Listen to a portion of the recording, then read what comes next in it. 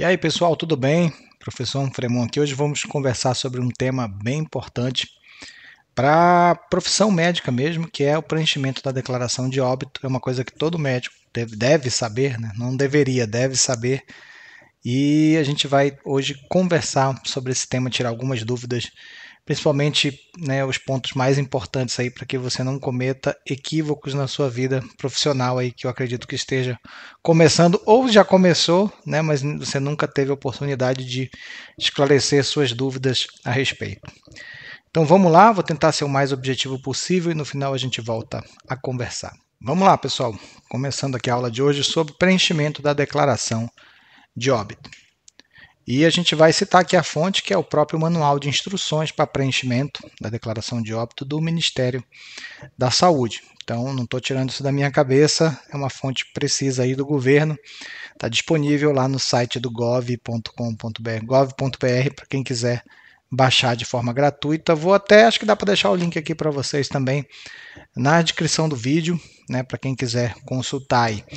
Muito importante essa leitura, tá? Importante para a gente conhecer aí todos os detalhes, quem quiser se aprofundar nisso aí. É rápido, não é demorado não. Vamos lá. Então, primeira coisa é que o preenchimento da DO é um ato médico. Tá? Então, se vocês lerem aí, considerações gerais, é vedado ao médico atestar o óbito que não tenha verificado pessoalmente ou quando não tenha prestado assistência ao paciente, salvo se ele o fizer como médico plantonista, tipo assim, morreu no plantão passado, né, mas devido aos trâmites, né, de chamar a família e tal, documentação virou no seu plantão, você não assistiu aquele doente, mas você é a continuidade do plantão, então você obrigatoriamente tem que preencher aquilo ali. Ou você é o médico substituto, né, do médico assistente, ou num caso de necrópsia, ou você faz parte, é o médico legista ali do serviço de medicina legal, então aí é a sua atribuição preencher essa DO. No caso de óbitos sem assistência médica, né, se você for o único médico daquela localidade, você pode, às vezes, até judicialmente, né, ser acionado para preencher aquela DO. E a responsabilidade de todos os dados contidos na DO, ela é de responsabilidade única e exclusivamente do médico. É muito interessante que você mesmo preencha a DO, todos os campos. Tá? A gente tem, às vezes, o hábito de passar delegar essa atividade para uma secretária, para uma escriturária de posto, alguma coisa assim, dentro de ambientes hospitalares para ganhar tempo e tal. Mas tem que ter muita confiança nessa pessoa, porque se ela preencher alguma coisa errada, aquilo ali é responsabilidade sua, não é dela. É o seu carimbo que está lá, seu CRM que está lá. Então o médico nunca deve assinar uma DO em branco, né? E de maneira nenhuma, eu vou assinar aqui a DO e põe lá para a secretária preencher o resto. Tá? Você está correndo um risco enorme. Então, antes de preencher, você verifica se todos os campos estão assinados, se as informações estão corretas. Aquilo ali é um documento legal que pode ter implicações jurídicas ali, tanto para você quanto para os familiares, né, daquela pessoa que morreu. Então, é vedado ao médico também cobrar pela emissão da DO em qualquer situação. Assim, a declaração de óbito é um direito do cliente, né, no caso do paciente, tá? E da família, né, daquele falecido. Você não pode cobrar em situação nenhuma. Exceto, às vezes, se você uma situação de excepcionalidade, se você teve que se deslocar, né, a pedido de uma entidade legal para poder ir para algum lugar, para poder atestar uma DO num local onde não tinha médico e tal, aí eventualmente pode ser que você cobre pelo deslocamento, mas não necessariamente pela assinatura da DO. Então, mas é uma situação de excepcionalidade. Para nós médicos que trabalhamos uma parte do tempo em hospitais, isso não se aplica. Bem, vamos lá. Morte natural. Como é que morte natural tem com assistência médica ou sem assistência médica? Quem que assina a DO no caso de morte natural com assistência médica? É aquele médico que vinha prestando assistência ao paciente, ou seja, um médico assistente. Na falta dele, o médico pode ser um médico substituto, né, ou um plantonista, para pacientes que estão em regime de internação hospitalar. Pode ser um médico designado pela instituição que prestava assistência. Por exemplo, se o cara tinha um ambulatório que ele frequentava, mas o paciente morreu em casa, então de repente pode ser que aquele médico que conhecia aquele estado de saúde daquele paciente, seja acionado para preencher aquela ADO.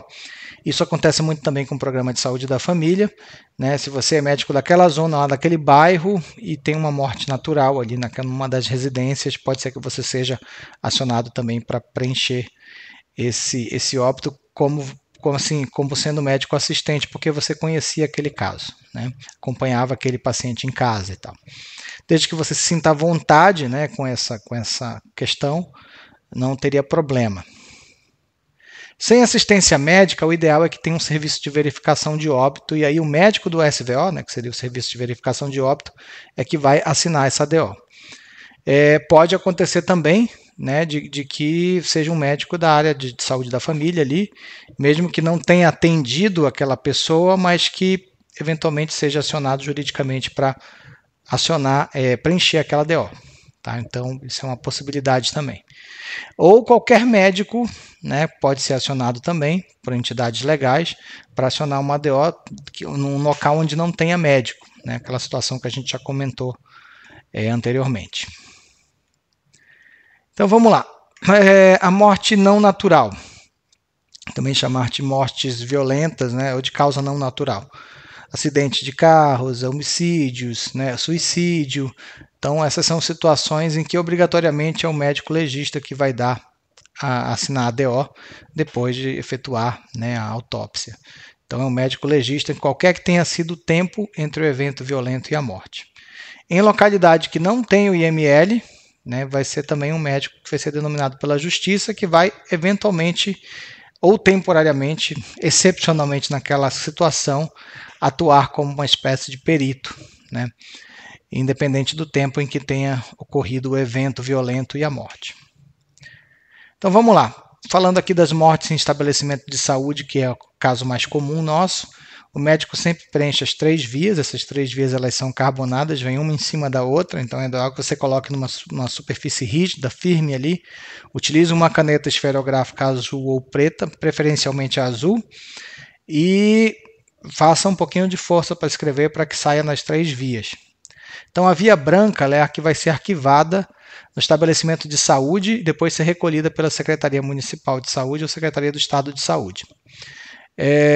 A segunda via é a via da família, que você vai entregar para os familiares para eles poderem levar para o cartório, e aí do cartório é que vai ser emitida a certidão de óbito, né? O que você preenche é a declaração de óbito, o cartório emite para a família a certidão de óbito, e é com a certidão que eles conseguem desenrolar toda a parte, né, de legal, né, do óbito, né? Fechar conta, ver questão de herança e tal, enfim. Inclusive velório, né? Toda a parte mais imediata também só se consegue depois que tem a emissão da certidão de óbito. A terceira via, que é a via rosa, ela é arquivada no estabelecimento de saúde, no prontuário do paciente. E esse estabelecimento de saúde ele é responsável em fazer o arquivamento dessa guia. Então, a DO ela é dividida em blocos, tá? Primeiro bloco a identificação, segundo a residência do falecido, terceiro bloco o local de ocorrência, quarto bloco é destinado a óbitos fetais ou menores que 1 ano, quinto bloco é dedicado às condições e à causa de óbito, talvez o mais importante clinicamente. Bloco 6 é a identificação do médico, bloco 7 é o bloco quando é exclusivo para causas externas, aqui é mais a galera do IML, né, que vai preencher. O bloco 8 é do cartório, a gente não preenche. E o bloco 9 é para aqueles locais onde não há médico, e aí eventualmente vai ter que ter 2 testemunhas e tal, tem todo um processo legal por aí, para essas situações onde não tem médico de jeito nenhum, né? Então geralmente eles pegam 2 testemunhas para poder fazer essa declaração. É mais uma constatação de que a pessoa morreu, mas não vai ter, por exemplo, as causas do óbito ali. Então vamos lá. Bloco 1, que é a identificação. Você vai primeiro marcar que esse óbito foi do tipo fetal ou não fetal, a data do óbito em dias, meses e anos, a hora exata que o óbito aconteceu, se não for exata, pelo menos 1 hora aproximada, colocar aqui o cartão do SUS, a naturalidade do paciente, que é com município e unidade federal, aqui o estado no caso, né? Nome do falecido, nome completo, se for óbito fetal você vai pôr natimorto, tá? Nome do pai, do completo aqui, se não souber, coloca ignorado. Nome da mãe, completo, se não souber, coloca ignorado também. A data do nascimento, em dias, né, meses e ano aqui também. A idade, em anos completos de preferência, tá? Esses anos completos, você não precisa necessariamente estipular aqui os meses. Por exemplo, eu tenho 48 anos, fiz em março agora, então essa aula está sendo gravada em maio, teria 48 anos, 2 meses, não sei quantos dias e tal. Não precisa colocar isso, você precisa colocar 48 anos. Tá? Isso aqui é exclusivo para menores de 1 ano. Então, se, por exemplo, o recém-nascido lá, menor que 1 ano, ele tem 9 meses de vida, vamos colocar 7 meses, 8 meses de vida, você vai colocar aqui 8 meses. Né? Até 11 meses e 29 dias você preenche aqui 11 meses. Se o recém-nascido lá, bebê, né, tem menos de um mês, você vai preencher em dias. Então, até 30 dias você preenche aqui em dias. Se tiver menos que um dia, você preenche em horas. E se tiver menos que horas, você preenche em minutos. Então, é assim que é feito o preenchimento. Você coloca o sexo aqui, masculino, feminino ou ignorado. Pode ter situações de morte, né, em que você não consiga identificar ali, principalmente morte violenta, que você não consiga identificar a genitália, ou às vezes a pessoa é do tipo, sei lá, raro, mas um hermafrodita, por exemplo. Então, você coloca aqui ignorado. A raça, né, no caso, questão da cor da pele, se é branco, preto, amarelo, pardo, indígena. Situação conjugal, aqui é importante pegar essa informação com a família. Nível de escolaridade e a ocupação habitual do falecido. Tá? Se for idoso, já está aposentado, você não vai colocar aposentado, você vai colocar a profissão que ele tinha antes de se aposentar. Especialmente assim, a profissão que ele passou mais tempo exercendo. Então, dá um exemplo aqui. Se foi eu, no caso. Você vai colocar lá médico, né? Médico, professor. Até não saber qual que eu exerci mais tempo, porque são meio que simultâneos. Vamos lá, colocar médico. O ideal é que você não coloque apenas engenheiro, professor, né? Ou médico. O ideal é que você tente esmiuçar um pouquinho mais. Professor de quê? Então, no meu caso, professor de medicina. Ou médico, médico intensivista. Se for engenheiro, engenheiro civil, engenheiro de segurança, né? Então, tentar dar um pouquinho mais de informação para ajudar os codificadores. Tá? Existem os codificadores da declaração de óbito, que são pessoas, né, do governo que vão lançar isso aí nas estatísticas, né, oficiais e tal. Então, você colocando esse adendo aí, você consegue ajudar essas pessoas. Vamos lá, aqui já comentei sobre o sexo, né, que pode ser difícil em cadáveres mutilados ou em estado avançado de decomposição, mas isso aqui vai acabar remetendo para morte violenta, vai ser uma atribuição do IML. Mas se tiver genitália indefinida, o hermafroditismo pode ser que você tenha que colocar ignorado.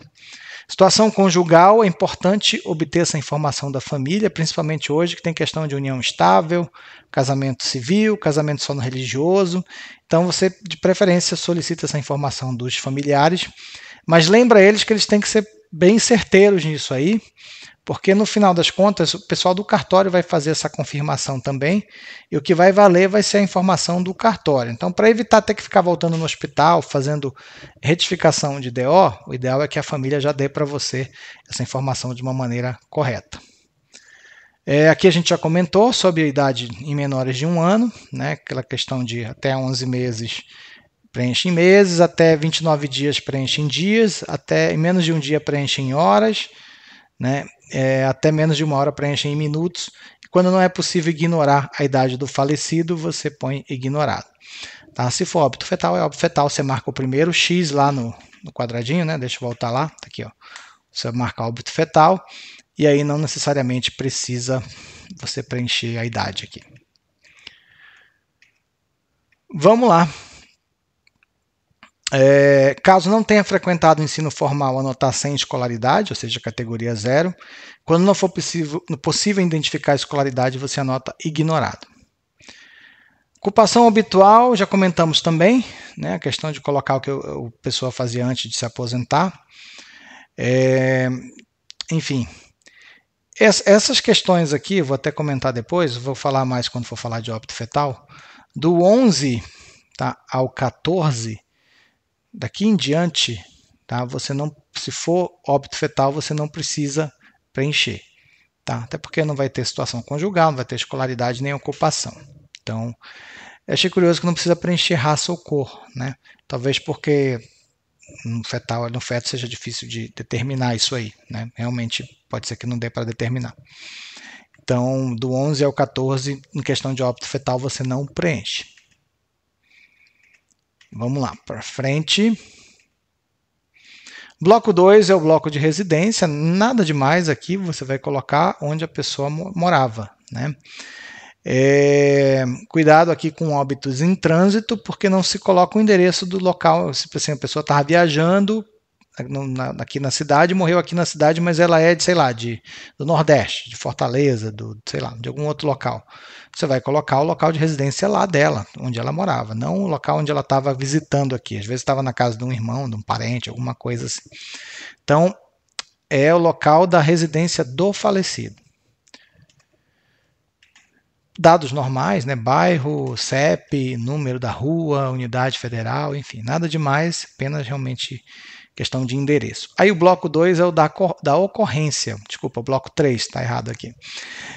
A ocorrência, você vai marcar primeiro essa caixinha aqui, se foi no hospital, se foi em outro estabelecimento de saúde, asilo, casa de, sei lá, hospital psiquiátrico ou ambulatório, né, que são outros estabelecimentos de saúde, não necessariamente um hospital.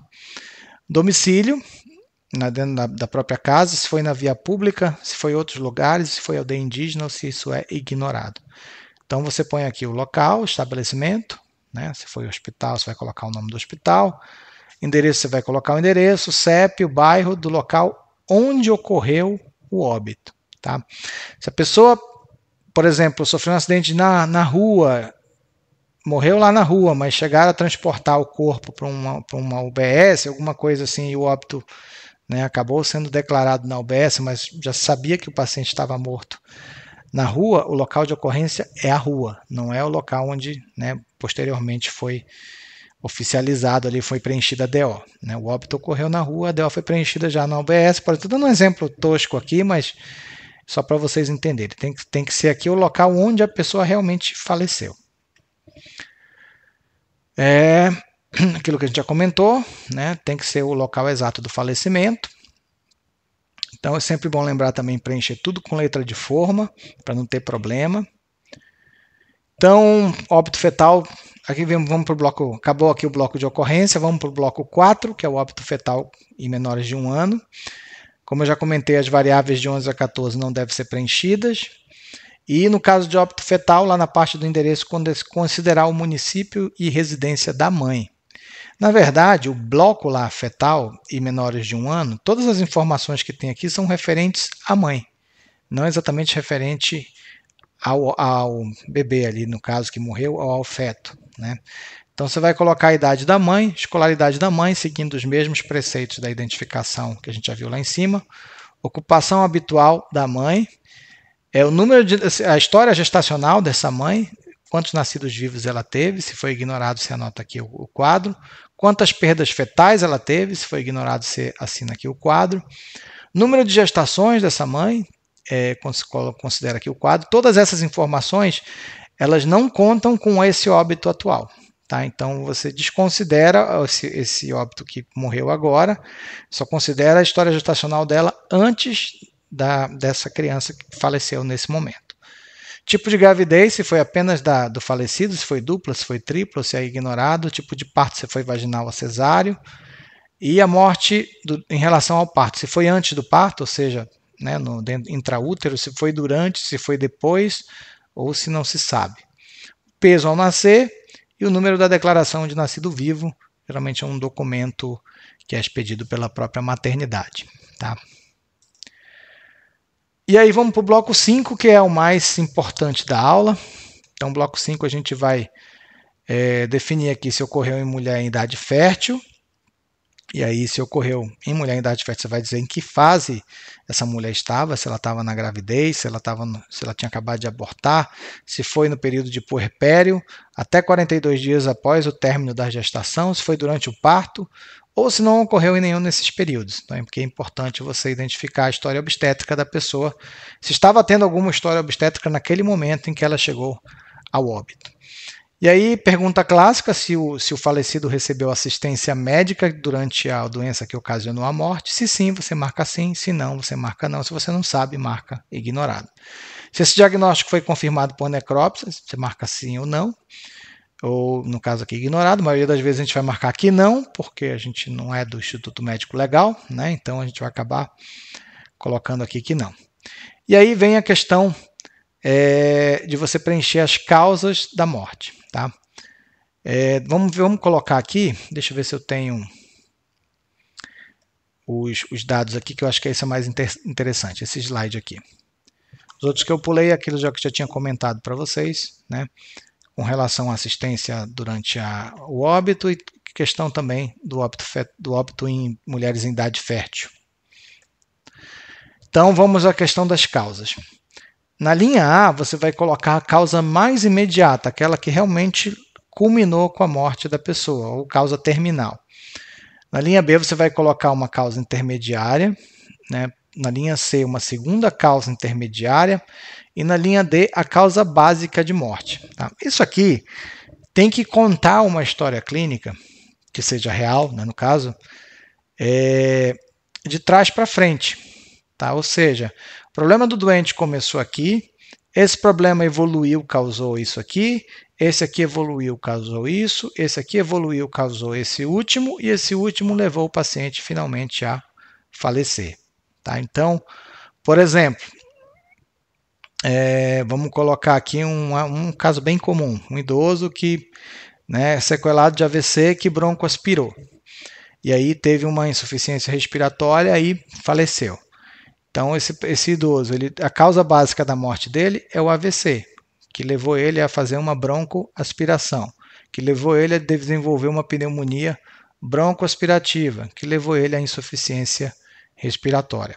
Então, viu como a sequência das coisas leva a uma história cronológica, de trás para frente, né? Mas a uma história cronológica.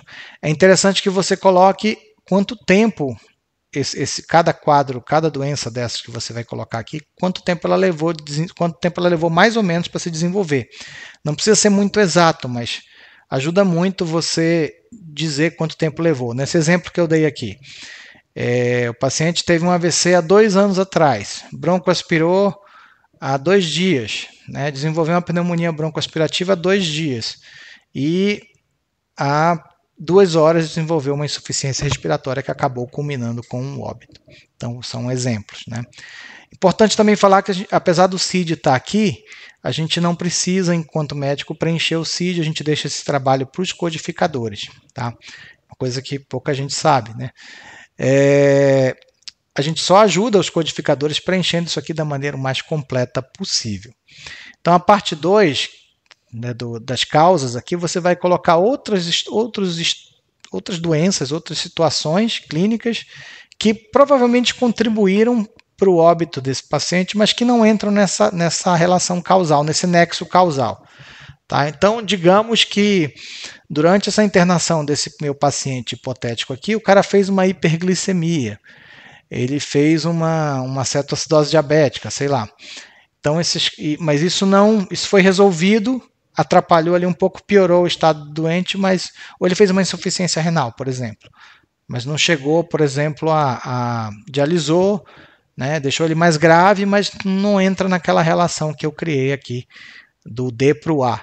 Então, esses 2 estados, eu tenho 2 linhas para colocar isso aqui, entram aqui embaixo, e eu coloco também o tempo aproximado que essas situações levaram para acontecer. Acho que ficou claro aí, né? Vamos ver mais alguns exemplos.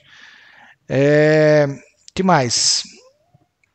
As causas lá embaixo na parte 2 são chamadas de contribuinte.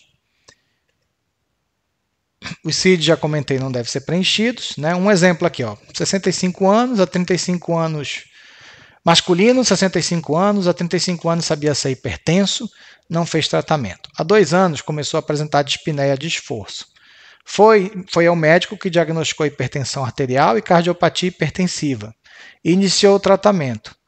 Há 2 meses, insuficiência cardíaca congestiva e hoje teve um edema agudo de pulmão, falecendo após 5 horas. Há 2 meses foi diagnosticado com câncer de próstata. Se você ver aqui a história, o câncer de próstata entra na história de vida do doente, mas não tem a ver com a sequência que levou ele à morte. Então, ele desenvolveu aqui uma hipertensão, né? Há 35 anos ele é hipertenso, ele começou há 2 anos a ter uma cardiopatia hipertensiva, né? Desencadeada por essa hipertensão, e há 2 meses desenvolveu uma insuficiência cardíaca congestiva. E agora, 5 horas atrás, ele fez um edema agudo de pulmão. Então, a DO desse paciente ficaria assim, ó, indo de trás para frente. Hipertensão arterial há 35 anos, cardiopatia hipertensiva há 2 anos, insuficiência cardíaca hipertensiva há 2 meses, edema agudo de pulmão há 5 horas. E lá nas causas contribuintes, neoplasia maligna de próstata, 2 meses. Então, essa aqui é uma DO bem preenchida, né, todas as patologias seguem um nexo causal. A hipertensão durante 35 anos levou a cardiopatia hipertensiva, né, há 2 anos, que levou a uma insuficiência cardíaca de origem hipertensiva há 2 meses, que culminou com edema agudo de pulmão, que ocorreu há 5 horas e o paciente, infelizmente, veio a falecer. Então, é isso. Dessa forma. Outro exemplo, paciente chagásico com comprometimento cardíaco, internado com história de distensão progressiva do abdômen. Há 2 dias vinha apresentando fraqueza, febre alta e não suporta que lhe toquem o abdômen. Está sem evacuar há 3 dias, tem diagnóstico colonoscópico de megacólon há 5 anos. Na visita médica das 8 horas da manhã, o paciente suava muito e apresentava pressão sistólica de 20 milímetros de mercúrio, ou seja, está praticamente morto, né? Diarista, após avaliar o hemograma, trocou o antibiótico e ao longo do dia ajustou várias vezes o gotejamento da dopamina. Nossa, a dopamina gotejando. Às 16 horas apresentou uma parada cardiorrespiratória e teve o óbito confirmado pelo médico substituto após um insucesso das manobras de reanimação. Então, aqui nesse caso, o paciente tinha um megacólon chagásico crônico, há 5 anos, supostamente ele fez um abdômen agudo, né, por um volvo de sigmoide, apesar disso não estar escrito aqui na história, né? Fez uma peritonite aguda há 2 dias, né, e morreu de choque séptico aproximadamente 8 horas. Você vê que todo o quadro dele, a doença de Chagas entra, né, como causa principal, mas foram mais as complicações intestinais que levaram ele a um quadro de infecção que acabou culminando com óbito. Ele tinha também cardiopatia chagásica, um coração dilatado, mas isso com certeza influenciou na história dele, mas não entra nessa sequência causal, então entra aqui na parte 2. O que você não deve colocar na DO? Nunca colocar parada cardiorrespiratória, porque, convenhamos, todo mundo, né, que morre tem parada cardiorrespiratória. Aliás, né, apesar da gente ter a questão de morte cerebral, né, mas considerando todos os outros tipos de morte, né, a pessoa vai morrer, obviamente vai parar o coração vai parar de bater. Mesmo a parada cardíaca, mesmo na morte cerebral, o coração só não para de bater porque ele tá ligado, o paciente está ligado artificialmente ao ventilador, que acaba mantendo ali, né, uma questão de circulação, perfusão para o corpo de maneira razoavelmente adequada, que faz aquele corpo durar dias, às vezes semanas. Então, parada cardiorrespiratória não me diz nada, né, não me dá nenhuma informação, tá? Enfim, não é uma coisa que você deva colocar. Outra coisa que o próprio, né, manual pede para que você não coloque é falência múltipla de órgãos.